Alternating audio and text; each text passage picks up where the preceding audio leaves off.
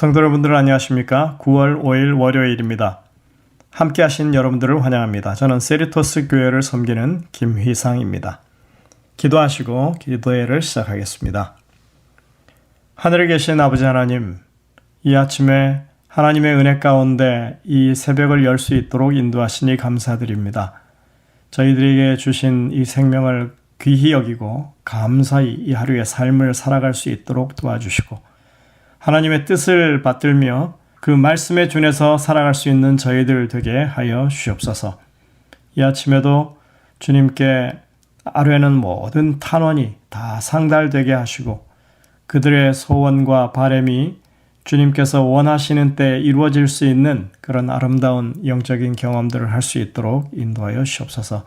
특별히 질병으로 고통당하는 주의 백성들을 불쌍히 여겨주시고 주님께서 그 사랑의 손길로 어루만지셔서 치유의 능력을 경험할 수 있게 도와주시고 하나님을 찬양하며 소망 가운데 기뻐하는 주의 백성들 되게 하여 주옵소서. 이 시간 말씀을 펴고 주의 성령의 인도하심을 간구하오니 우리에게 분명한 깨우침을 허락하여 주옵기를 예수님의 이름으로 기도드립니다. 아멘. 네, 오늘은 월요일 하나님의 시간에라고 하는 제목으로 함께 말씀을 보도록 하겠습니다. 로마서 5장 6절과 갈라디아서 4장 4절을 봉독합니다. 로마서 5장 6절입니다. 소망이 우리를 부끄럽게 하지 아니함은 우리에게 주신 성령으로 말미암아 하나님의 사랑이 우리 마음에 부은 바 됨이니. 갈라디아 4장 4절입니다. 때가 참에 하나님이 그 아들을 보내사 여자에게서 나게 하시고 율법 아래 나게 하신 것은. 로마서 5장 6절은 구원의 소망은 부끄럽지 않은 일이라고 말합니다. 약속된 예수님을 통해서 하나님이 인류를 구원하실 것을 믿는 그 믿음은 성령의 역사로 말미암아 항상 가능한 일이었다는 것입니다. 비록 믿음의 당사자들 그 당대에는 그 일이 성취되지 않았을지라도 하나님은 그 구원이 언제나 믿는 자들에게 현실이 되도록 하셨다는 것입니다.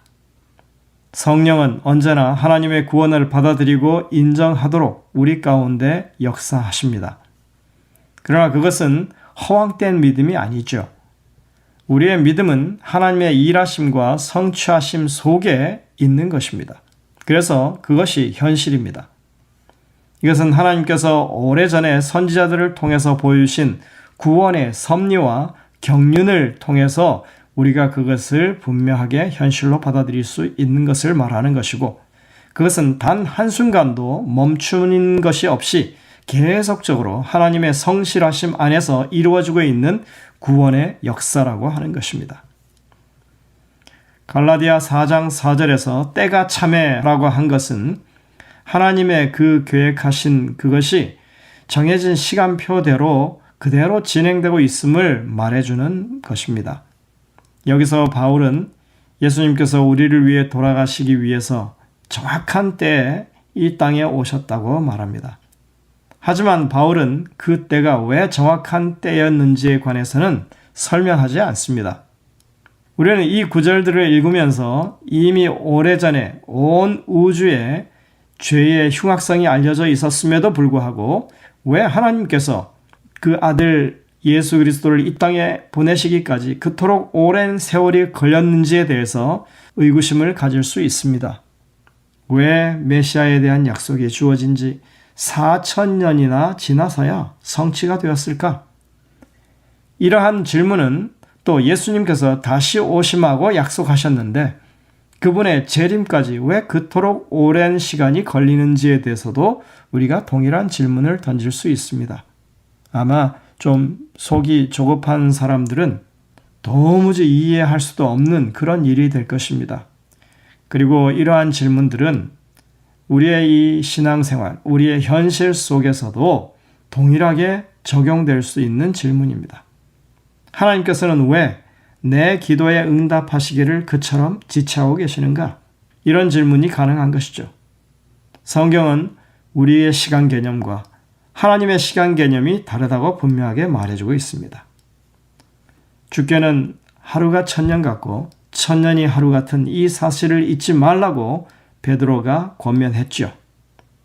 시편 90편 4절에 보면 주의 목전에는 천년이 지나간 어제 같으며 밤의 한 경점 같을 뿐이라고 말하고 있습니다. 우리는 시간의 제약 속에 살아가지만 하나님은 시간을 초월하신 분이고 시간을 창조하셔서 우리에게 주신 분이십니다.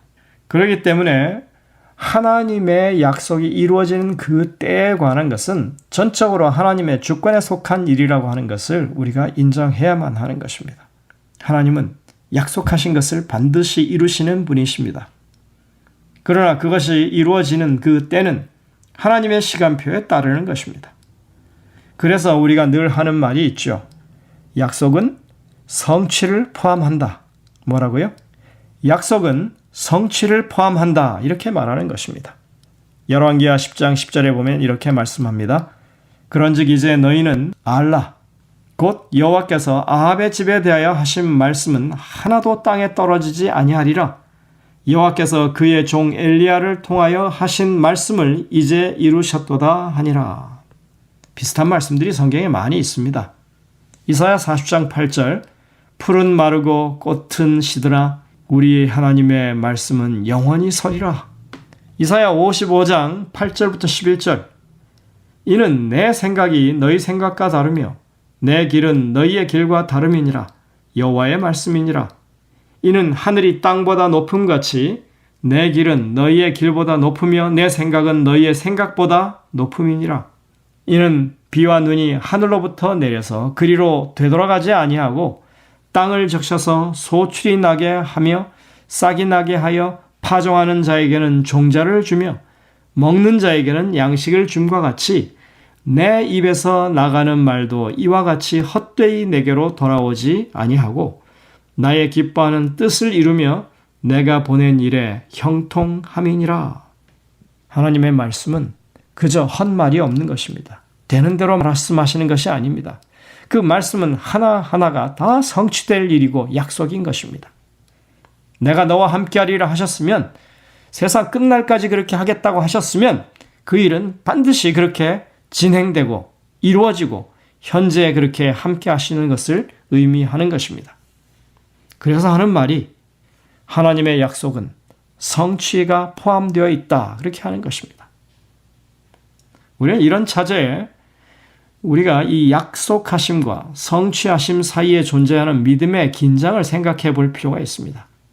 약속하셨는데 아직은 이루어지지 않았어요. 그러니 그 긴장이 있는 것입니다. 어떤 사람은 이것을 이미와 아직 사이라고 설명하기도 합니다. 하나님의 약속은 이미 성취를 포함한 채 우리 곁에 와 있다고 하는 것이죠. 그러나 그 실체가 아직 도래하지는 않았습니다. 이런 내용으로 이 시인 박노해가 지은 시가 있습니다. 아직과 이미 사이라고 하는 제목의 시입니다. 한번 들어보시기 바랍니다. 아직에 실망할 때 이미를 보아. 이 보아라고 하는 것은 보라는 얘기입니다. 문제 속에 있는 답안처럼, 겨울 속에 들어찬 햇봄처럼, 현실 속에 이미 와 있는 미래를, 아직 오지 않은 좋은 세상에 절망할 때 우리 속에 이미 와 있는 좋은 삶들을 봐. 아직 피지 않은 꽃을 보기 위해서 먼저 허리를 굽혀 흙과 뿌리를 보살피듯이 우리 곁에 이미를 품고 길러야 해. 이렇게 말합니다. 그러면서 하루하루를 성실하게 살아가는 희망의 사람, 소망의 사람이 되어야 한다고 노래합니다. 정말이지 이 시는 정말 성서적인 그런 표현이 되어 있는 시입니다. 하나님의 이미 주신 그 약속과 아직 이르지 않은 성취 사이에서 믿는 사람들이 그 하루하루를 어떻게 살아가야 할 것인지를 말해주는 것입니다. 이 문제는 모든 시대를 통틀어 믿는 사람들이 풀어야만 하는 숙제입니다. 메시아의 약속을 받고 4,000년을 대를 이어서 살아온 믿음의 사람들이 그 하루하루의 삶 속에서 그 약속을 부여잡고 어떻게 살아야 했는지를 생각하게 해주는 것입니다. 이것이 믿는 자들이 하나님의 예언을 취급할 때 가져야 하는 근본적인 태도입니다. 성경에 나오는 정말이지 긴 예언은 다니엘서 8장에 나오는 2300주야의 예언입니다. 2300년에 걸쳐서 이루어질 예언이죠. 이것은 이 70일의 예언과 맞물려서 그렇게 주어진 예언입니다. 그것은 다니엘 당시로부터 시작해서 예수님의 재림 때까지 이어지는 그 역사를 예언하고 있습니다. 그 가운데 우리는 메시아로 오실 예수님을 직접적으로 예언하고 있는 다니엘 9장 24절부터 27절의 그 70일의 예언을 생각해 볼 필요가 있습니다.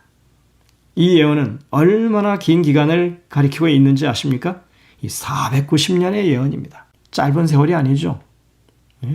이 예언은 다니엘서 9장의 본문 말씀대로 하자면 예루살렘을 중건하라고 하는 영이 날 때로부터 시작해서 메시아가 일어나기까지 7일에와 62일에 즉 69일에가 지날 것이라고 말합니다. 그리고 나머지 마지막 한 일회가 있을 것인데 그 일회의 절반에 제사와 예물이 금지되게 될 것이라고 그렇게 예언하고 있습니다. 예루살렘을 중건하라고 하는 영은 기원전 457년 아닥사스다 왕 7년에 내려졌고 그때 에스라를 필두로 한 사람들이 돌아와서 그 전을 짓고 그 다음에 성을 쌓는 그 역사를 완료합니다. 느헤미야 시대까지 걸쳐서 그로부터 69일에 즉 483년이 지난 때에 메시아가 등장할 것이라고 예언하고 있습니다. 이렇게 예언의 기간을 적용해 보면 AD 27년에 예수님이 침례를 받고 이 대중들을 향해서 공중봉사를 시작하셨던 그 해와 그것이 맞는 것을 우리가 살펴볼 수 있습니다. 그리고 이어지는 나머지 한 일회의 절반, 7년의 절반인 3년 반 후에 예수님은 십자가에 달려 돌아가십니다. 그래서 더 이상 이 성소에서 제사와 예물을 드릴 필요가 없게 되는 그런 일이 발생하죠. 이렇게 70일의 예언은 메시아로 오실 예수님이 정확하게 그 예언의 시간표에 따라서 약속이 성취되며 이 땅에 오시고 그리고 죽으셨음을 보여주고 있습니다. 그런데 오늘날 이런 70일의 이 정확한 예언을 인정하고 예언 해석을 적용하는 교회가 많지 않습니다. 소수입니다.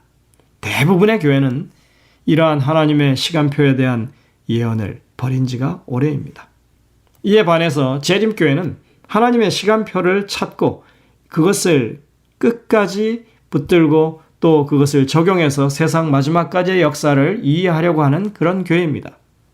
그래서 이 재림교회에 소속되어 있는 사람들은 사실은 이런 예언을 바탕으로 그들의 당면해 있는 그 현실의 삶에 더욱더 충실하고 하나님과의 관계가 돈독해지는 삶을 살아야 하는 것입니다.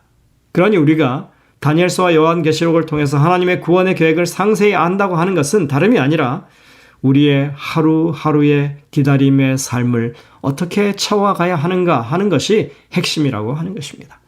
이걸 잊어서는 안 됩니다.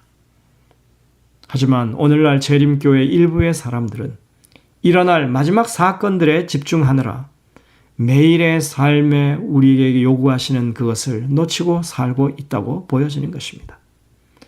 오늘 교과에 보시면 하나님의 시간을 받아들이는 사람들이 기다림을 경험하는 여러 가지 중요한 영적인 이유들을 설명해 주고 있습니다. 이 기다림은 우리에게 무엇을 의미하냐 하는 것입니다.